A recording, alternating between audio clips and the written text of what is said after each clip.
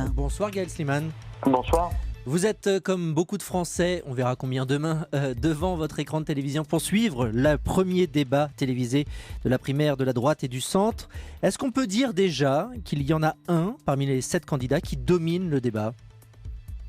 Non, c'est très difficile. Les conditions même de l'organisation de ce débat empêchent que l'un des protagonistes ressorte particulièrement.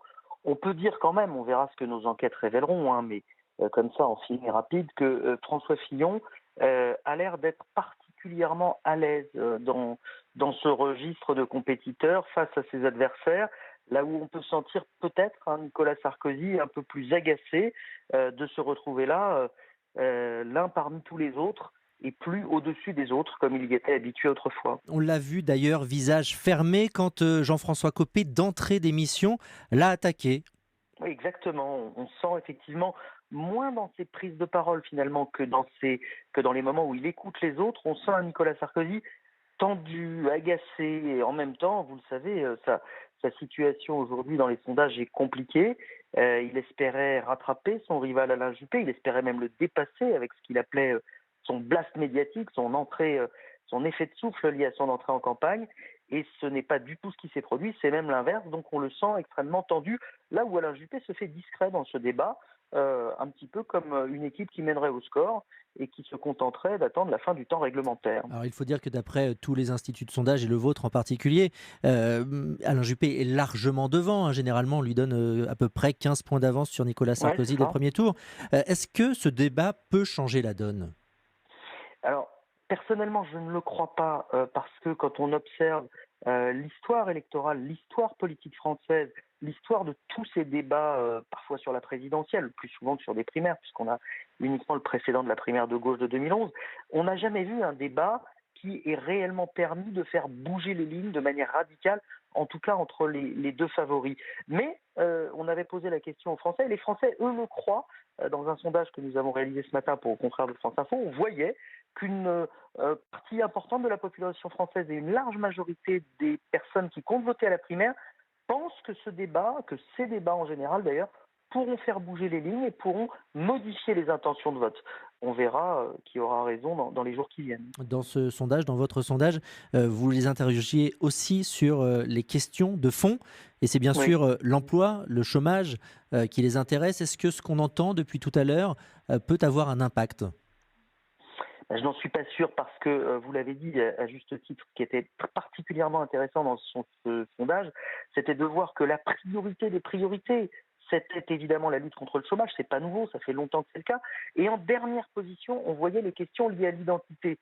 Or, les deux grands favoris de cette primaire de droite, Nicolas Sarkozy bien sûr, mais surtout Alain Juppé, le numéro un, tous les deux ont fait de la question de l'identité une thématique forte de leur campagne, alors que sur les questions économiques et sociales, et notamment les questions liées au chômage, et on vient de les entendre les uns et les autres dans le débat, eh bien finalement ils se démarquent assez peu. Ils ont des solutions extrêmement proches. Donc ça va être compliqué de marquer des points pour les uns comme pour les autres sur ce qui est la thématique majeure aux yeux des Français. Alors c'est un exercice inédit à droite. Il y a eu la gauche il y a 5 ans, vous le disiez, avec le Parti socialiste. Les personnages qui sont là ce soir, c'est un peu comme il y a 5 ans. On a l'impression qu'Alain Oui, Juppé, c'est François Hollande, le grand oui, favori. Nicolas Sarkozy, Martine Aubry en outsider. Alors on se souvient que Martine Aubry avait attaqué un petit peu François Hollande. On se souvient de ses attaques. On ne répond pas à une droite dure par une gauche molle, ou alors il y a un loup quand il y a du flou. Est-ce que Nicolas Sarkozy doit être clivant ? Est-ce que Nicolas Sarkozy a intérêt à attaquer, lui aussi, Alain Juppé ? non. Par ailleurs, Martine Aubry, il y a eu plusieurs débats, et c'était surtout sur la fin, quand elle sentait Oui, lors du deuxième et du troisième. voilà, Hmm. qu'elle avait commencé à attaquer. Nicolas Sarkozy, la stratégie qu'il a choisie, cette stratégie d'hyper-présence médiatique et de rupture et de clivage, elle ne porte pas ses fruits. Elle a des effets contre-productifs pour lui. Donc, lors de ce débat, il doit montrer qu'il peut être autre chose que ce personnage énervé et agressif que les Français voient en lui. Donc, c'est très compliqué pour Nicolas Sarkozy de s'en prendre à Alain Juppé. Surtout que Alain Juppé, lui, en bon favori menant au score, eh bien, aura tendance à éviter les coups et à laisser les autres protagonistes taper les uns après les autres sur Nicolas Sarkozy. Parce que c'est un petit peu ce à quoi on assiste dans ce débat. On s'y attendait et on n'est pas déçu. C'est un véritable tout sauf Sarkozy, avec des attaques de NKM, avec des attaques de Jean-François Copé, vous l'avez dit en début d'émission, avec des pics de François Fillon. Tout le monde s'en prend à Nicolas Sarkozy et on le sent bouillir de plus en plus fort tout au long du débat sans pouvoir trop réagir. Attaque de Bruno Le Maire aussi, qu'on pourrait comparer, lui, à l'Arnaud Montebourg d'il y a 5 ans. C'est un peu le troisième homme qui Alors, pourrait faire une percée. Alors c'est ce qu'on imaginait effectivement avant le débat, vous avez tout à fait raison, quand on fait le parallèle entre les différents protagonistes, on pouvait penser que le Montebourg de 2011 serait pendant la primaire de droite Bruno Le Maire, mais en réalité sur ce que je vois pour le moment, j'ai plutôt l'impression, encore une fois je peux me tromper, hein, c'est une perception, Vous d'un parlez sur François NKM. Fillon, Ah, d'un Fillon. François Fillon beaucoup plus à l'aise. Alors François Fillon, son inconvénient, c'est que ça fait un moment qu'il travaille, qu'il propose des solutions sans jamais décoller dans les sondages. Il reste monsieur 10%, plafonnant systématiquement à 10% depuis plus d'un an, quelle que soit son actualité ou sa visibilité.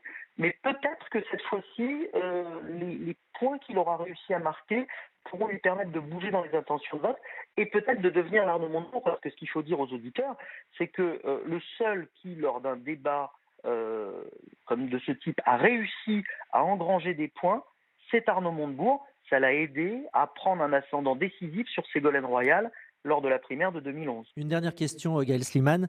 Les électeurs de gauche et du FN peuvent-ils influencer le vote? Ça a été évoqué lors du débat tout à l'heure sur TF1. Est-ce que vous avez des données dans votre institut de sondage Odoxa qui permettent de savoir pour qui voterait-il et combien sont prêts à se déplacer? Oui, et tous mes confrères aussi, dans ce qu'on enregistre dans les instituts de sondage, on est en gros autour de 10% et même un petit peu plus des électeurs de la primaire qui nous disent par ailleurs être des sympathisants de gauche, mais on est sur une proportion comparable d'électeurs et de sympathisants du Front National qui comptent aussi participer à cette primaire de la droite et du centre. Mais il ne faut pas se tromper, il n'y a pas de volonté de trahir ou de tricher. Ces électeurs-là ne comptent pas participer à la primaire de droite pour la fausser. Ils comptent y participer parce qu'ils respecteront la promesse disant qu'ils veulent s'engager pour l'alternance et adhérer aux valeurs républicaines de la droite et du centre, parce qu'ils sont persuadés qu'en votant à cette primaire de droite, eh bien, ils vont tout simplement choisir le prochain président de la République. Gaël Sliman, président de l'Institut de sondage Odoxa, merci d'avoir été en direct Merci à avec vous. nous ce soir dans Europe Nuit et bonne fin de débat télévisé de la primaire de la droite et du centre.